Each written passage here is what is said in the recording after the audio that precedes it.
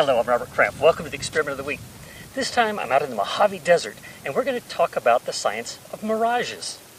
Now, first off, look at all this white stuff around me. It may look like snow, but actually, if we taste it, it's salt.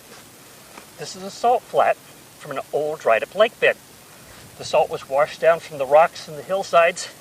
The lake dried up, left behind the salt, and over long periods of time of more and more salt being washed in, we get these nice flat salt flats. Now, if you look out across the salt flat on the other side, it looks like there's water there, but there's not. It's just as dry over there as it is over here. The reason it looks like water is because of something called a mirage. Mirages are caused by a difference in temperature. We've got cooler air here and warmer air down here.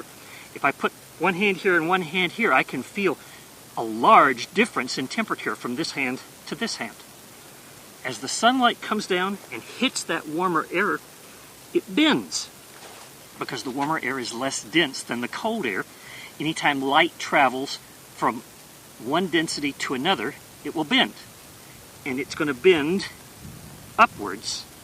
So as it comes through the cold air and hits the warm air, it bends this way, curving that light back up to our eyes.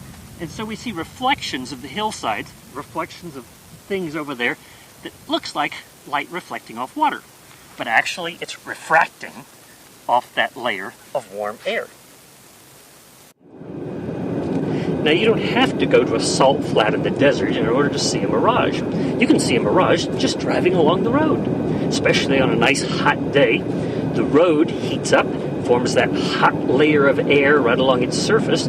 And when you look ahead, especially on flat areas or as you crest the top of a hill, you'll see what looks like water on the road. But again, there's no water there. It's a mirage.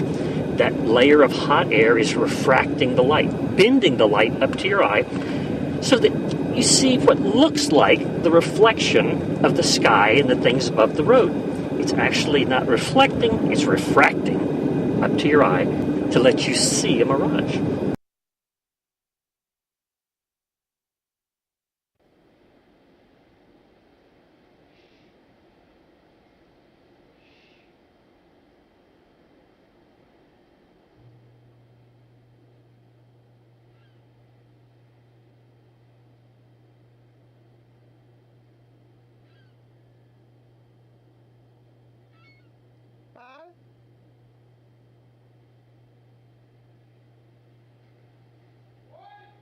This is really